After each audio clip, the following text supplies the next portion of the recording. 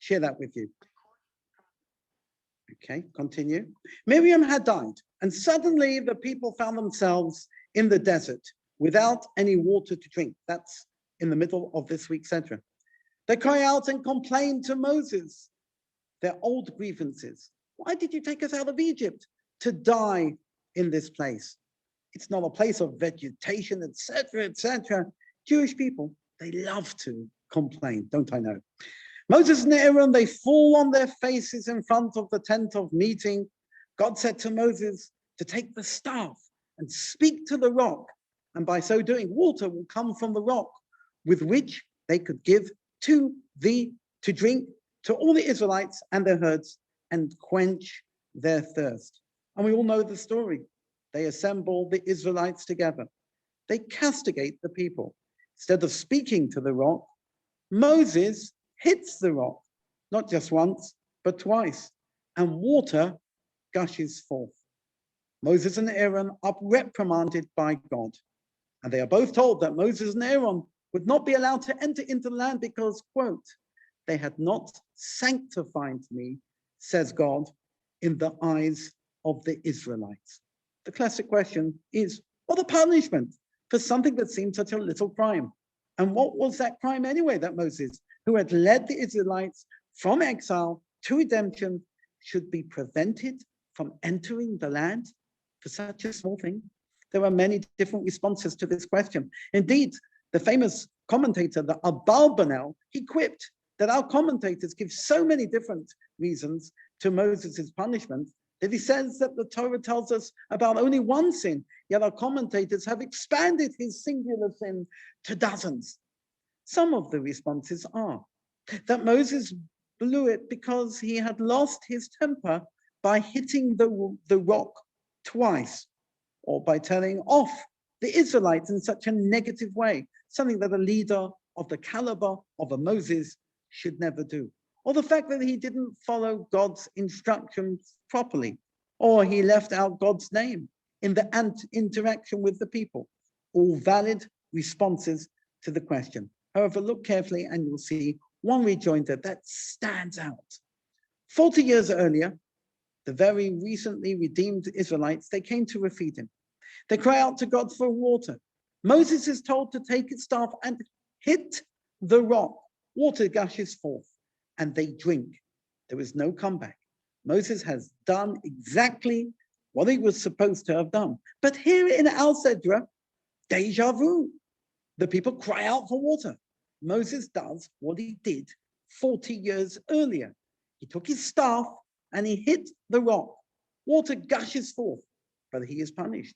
Apart from the fact that he had not quite followed the instructions, what worked for a community of just redeemed slaves 40 years earlier is not going to work for now, 40 years later.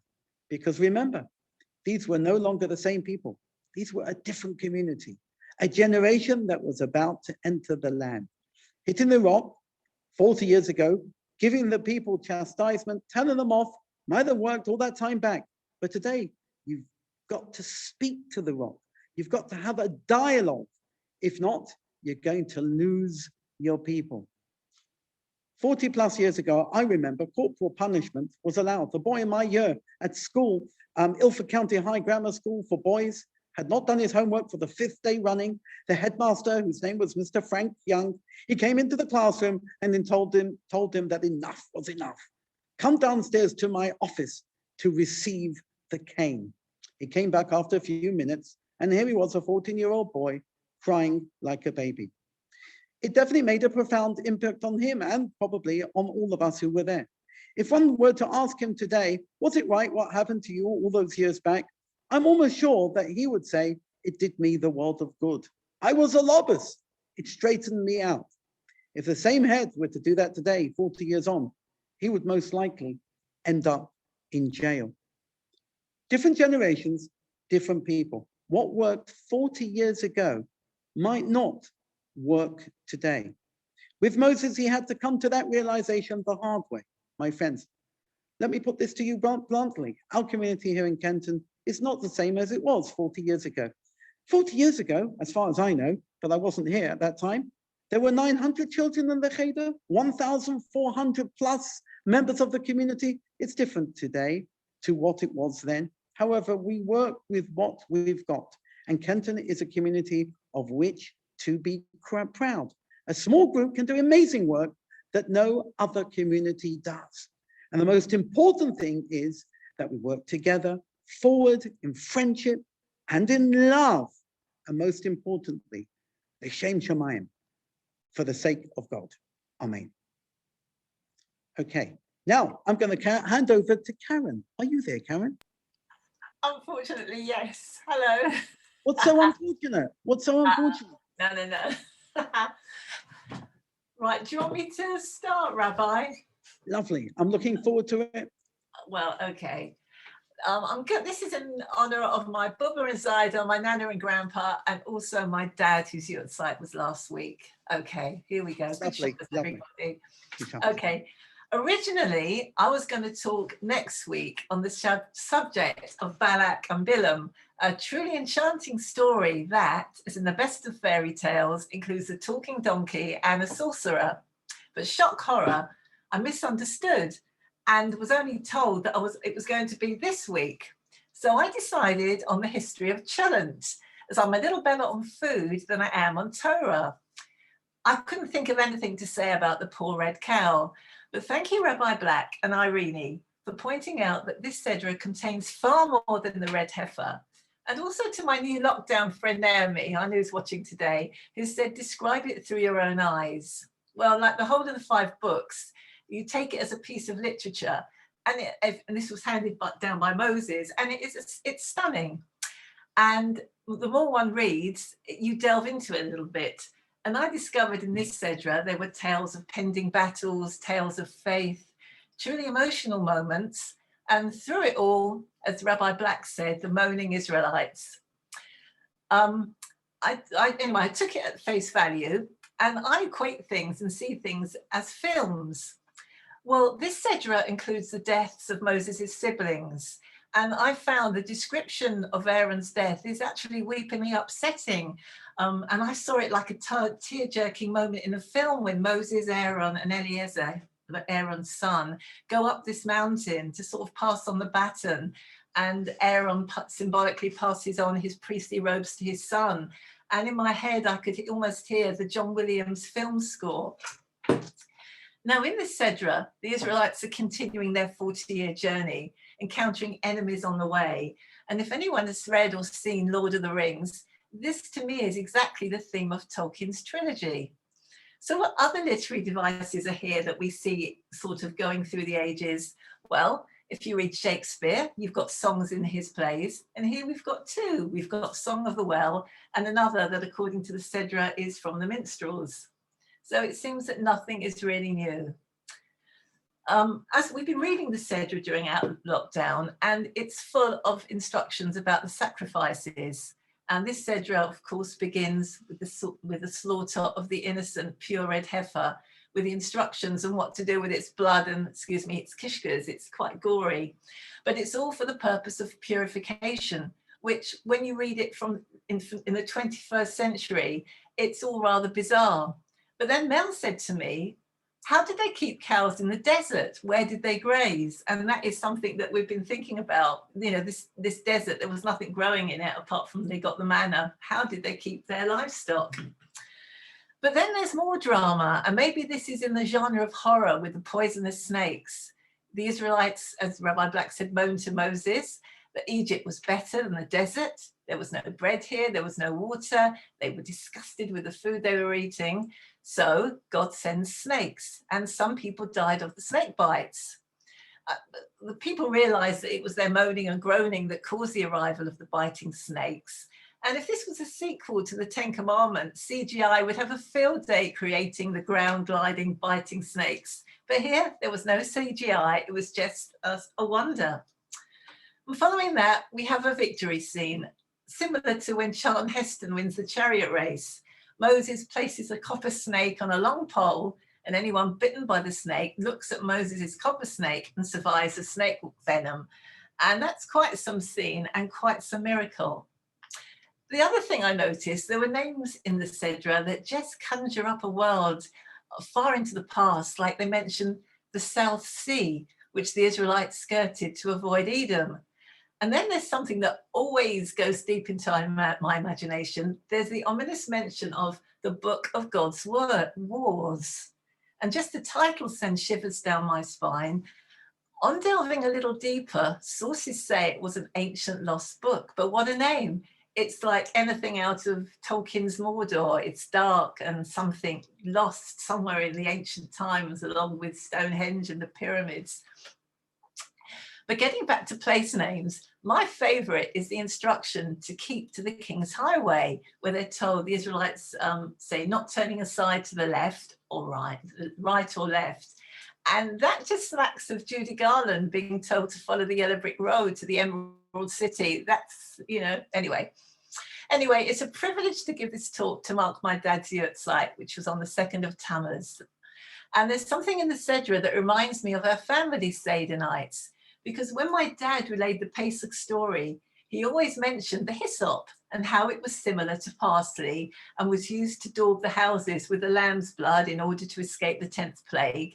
And hyssop gets a mention again this week in the instructions about what to do with the red cow. Anyway, whether we've all been traveling on the King's, or rather these days, the Queen's Highway all this week, it's now time to get off the yellow brick road and relax in the delight of the Emerald Cities this Shabbos, and perhaps also bearing in mind that there's no place like home. Thank you and good Shabbos. Oh, that was great. Great. I've got to watch some of those films.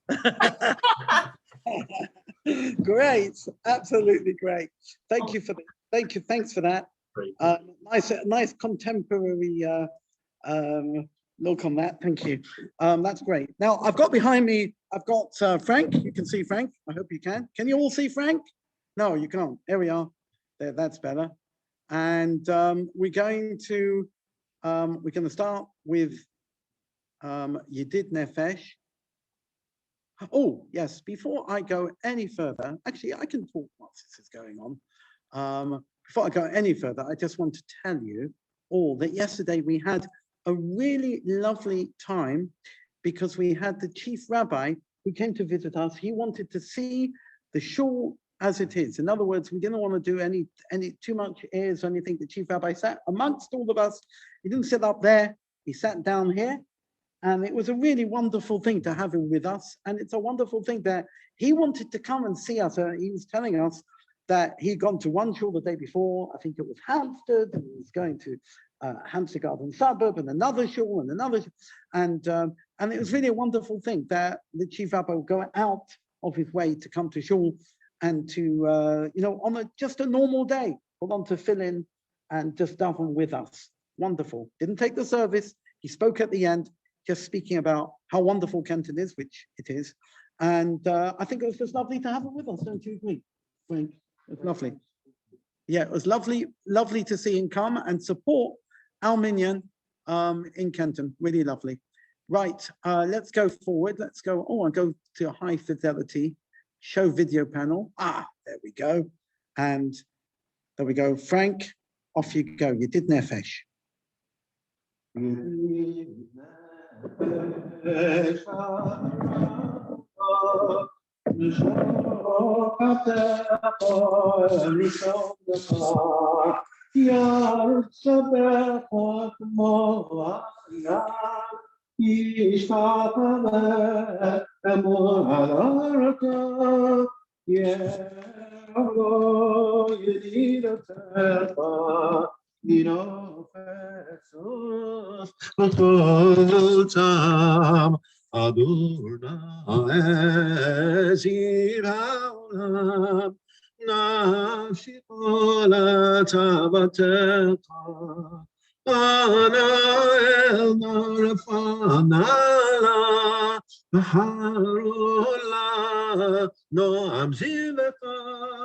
אז תתחזק ותתרפא הייתה לה שמחת עולם, ותקיים אמונה רחמך וחוסנה על בינה ובך, כי זה כמה ניסבתי לרוב תפארת עוזך,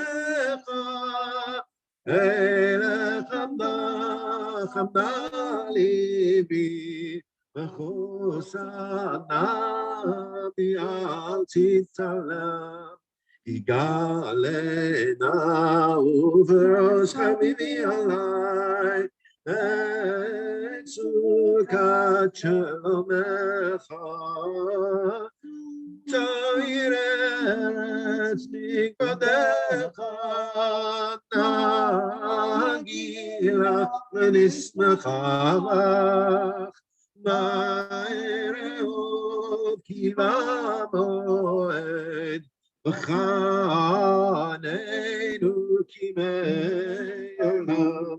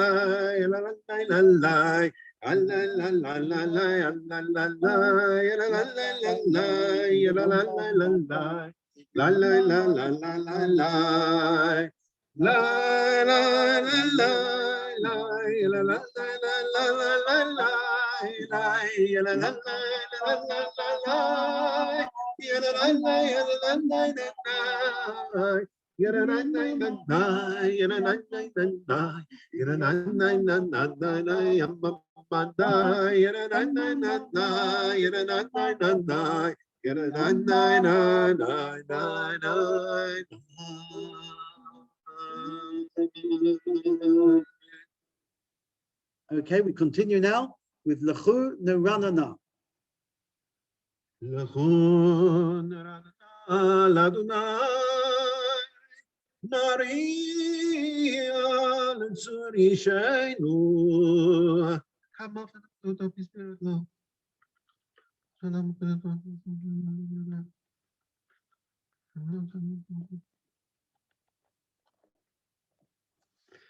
Arba'im shana kut bedor ba'omaram tzvei levavim v'hem lo yadu drachai asher ishbati mi'api im yimon el menuchati shir Adonai shir chadash shir Adonai kol ha'aretz shir Adonai baruch shemo asram yam shotam zafu.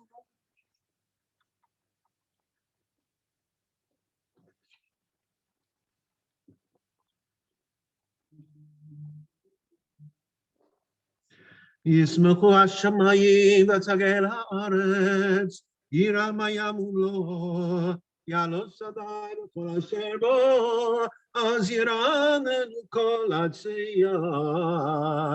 לפני אדוני קימה לשפוט הארץ, ישפוט צדק בצדק, ועמים באמונה. Adonai malach togehon.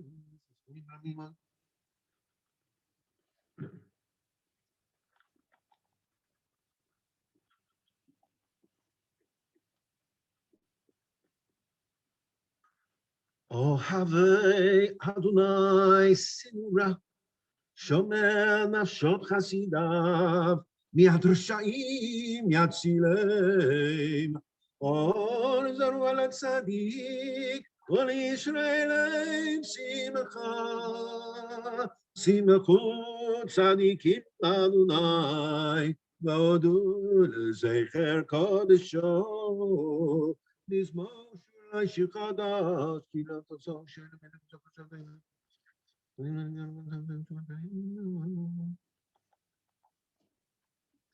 ירם הים ומלואו, תבל ויושבי ונערודים חוכף יחד הרים ירננו לפני אדוני kivan ishpat haaretz, yishpat tevel b'tzedek, yamim b'meisharim. Adonai baruch Hu amin, yoshev kruvim, tzanud haaretz.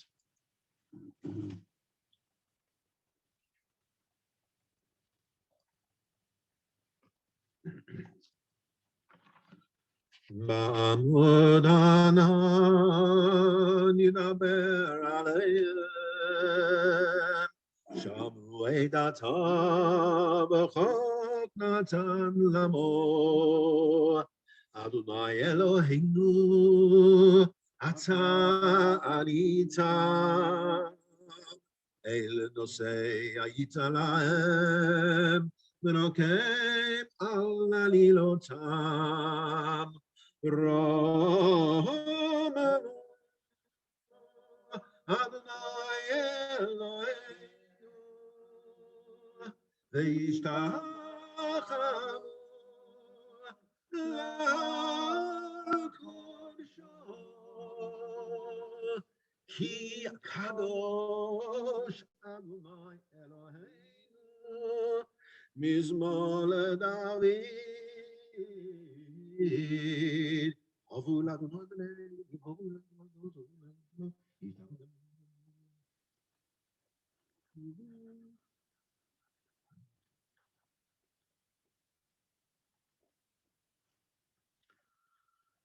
Kol Adonai cholel hayalot, nayechesof ya'arot, umechalot, kulo omer kavod. Adonai lamamoy yashav, vayeshev Adonai melech la'olam. Adonai os lamoyten. Adonai yevarech et amo.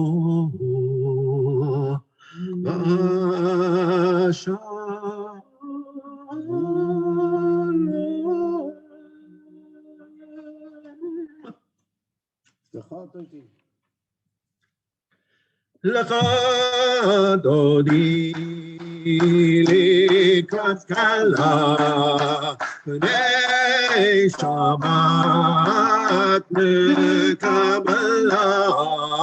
Lecha dodi likrat kala, b'nei Shabbat Kabbalat. Shama v'zacha b'dibur echad, ishmi'anu elam yuchad. Adonai echad, u'shmo echad, l'shemo tiferet v'litila. Lecha dodi likrat kala, b'nei Shabbat Kabbalat. Likrat Shabbat l'chun elecha, tina kol habaracha, berosh mikedem nasucha, sof maseh machshavat tchila. Lecha dodi likrat kala, b'nei Shabbat Kabbalat. Mikdash melech ir melucha, kumitzayim mitoch avecha. Rab Hashem b'emek kamocha, v'hu yachamol alayichem. Dodi likrat kala, b'nei Shabbat Kabbalat. Ignari me'afarkumi, livshimi deitivamtechami, alia benishai beit alachmi, karma el nafshi ge'ala lechadoni likrat kala hanei Shabbat Kabbalat Ita orari Kiva orech kumbi ori Shirna beiri kavonai All together. Lechadodi likrat kala hanei Shabbat Kabbalat לא תבושי ולא תקומי, מה תשתוכחי ומה תמי, אך יחסו אני ימי ונתנתו עיר אל תילה, לך דודי לקראת כלה, פני שבת לקבלה. והיולים שיסה שוסייך ורחקו כל מבלייך יסיס עלייך אלוהייך כמסות חתם על כלה לחדוני לקראת כלה פני שבת לקבלה Amin usma ifranti be'at Adonai ta'aritzi al yadish ben nabajim anitzlacha ben nagila l'chadodi likrat kala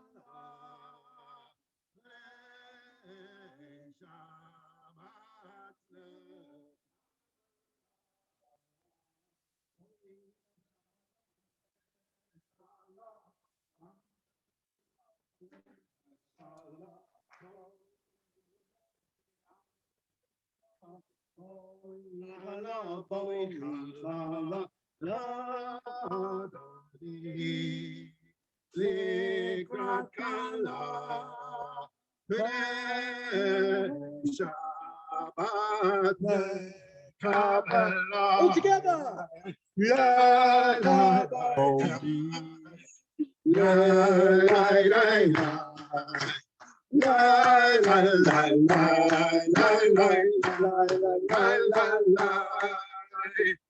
That was fun. Got a bit of exercise there. That was fun.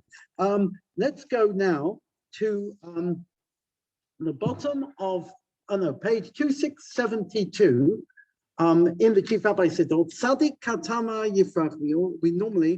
We used to think there's quite a lot on a Friday night. We don't hear it so much today because we don't do much singing. So let's go for it, Frank. Yeah, as I say, this is the psalm that we would normally recite when we say the very beginning. It represents the onset of Shabbat. Of course, we're not representing the onset of Shabbat right this minute. If so, we would have a major problem with the computer and everyone online at the moment. We'll probably have to turn off. So we are picking it up halfway through. Very old favorite, and please join in with us as we sing Tzadik Katama.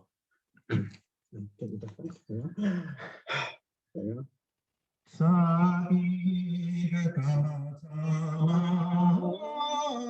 Yifrach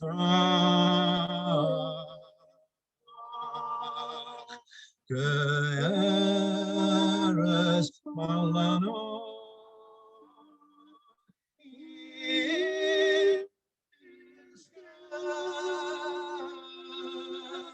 Shetoli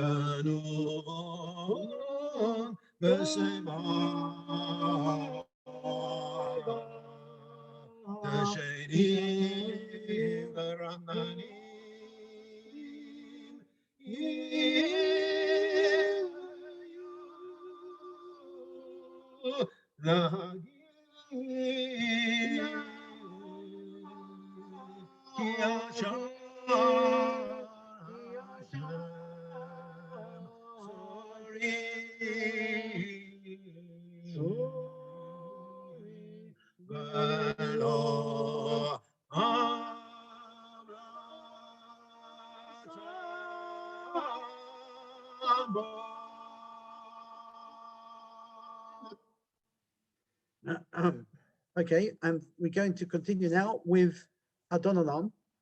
What page is Adon Olam on? It's on the very beginning. Right, let's do the one at the very beginning, Adon Olam. Okay, page 10, Adon Olam. We haven't heard Adon Olam for a long time. Frank, how many Adon Olams are there? How many Adon Olams are there? Let me think. Just one. There's only one. Absolutely right. There's only one Adon Olam. The reason is, of course, because it's a beautiful hymn and everything else, but Adon Olam means master of the universe. There is only one master, Hashem. That's it. Okay. Yeah, why not? We're going to do the Disola version of this Adon Olam. Okay, go on. Let's go closer. If you get closer, stay near the computer when you are singing. Okay, shall we start there? The only thing is we have to be a little bit distanced. You understand the law here? Okay, right. Adon Olam Asher Malach B'Terem Kol Yetzir Nivra Le'tasa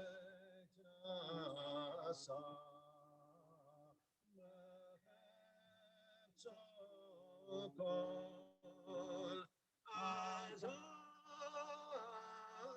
Melech Shemo Nikra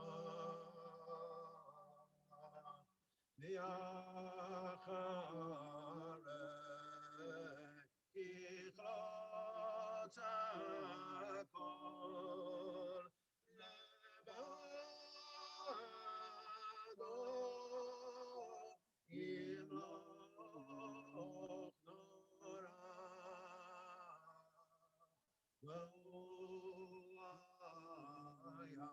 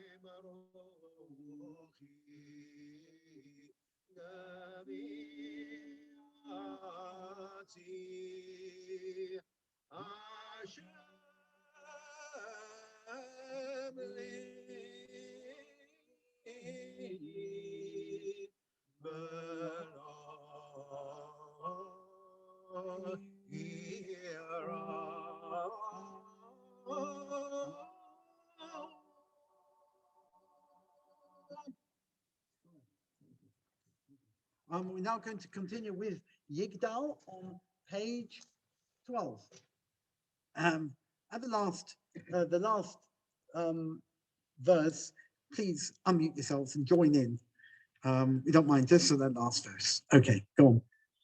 Yigdal Chai v'yishtabach nimsom yehinei tel tziyuto echal v'yen yochid yechudo ne'lam v'gam mesof le'achduto elod motagov ve'eino gof lo na'arok elav kedushato kamol l'chol davar asher nivra Rishon Bereshit Bereshito Hino Adon Olam Lechol Notza Yoreh Gedulato Malchuso Shefan Gulato Netano El Anshe Sgulato B'Tifarto לא קם בישראל כמו שהוא, נביא ומביט את אמונתו, תורת אמת נתן לי המועד,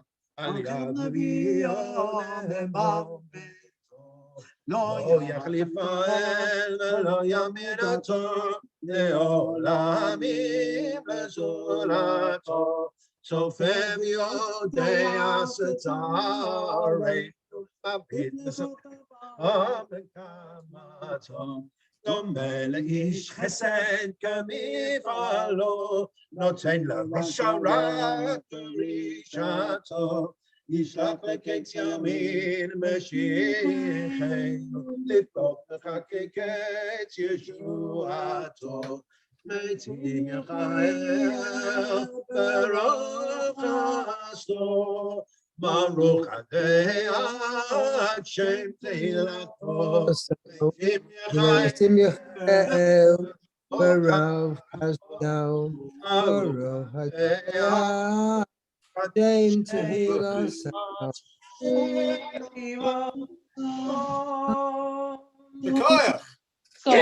Chakkat, bravo!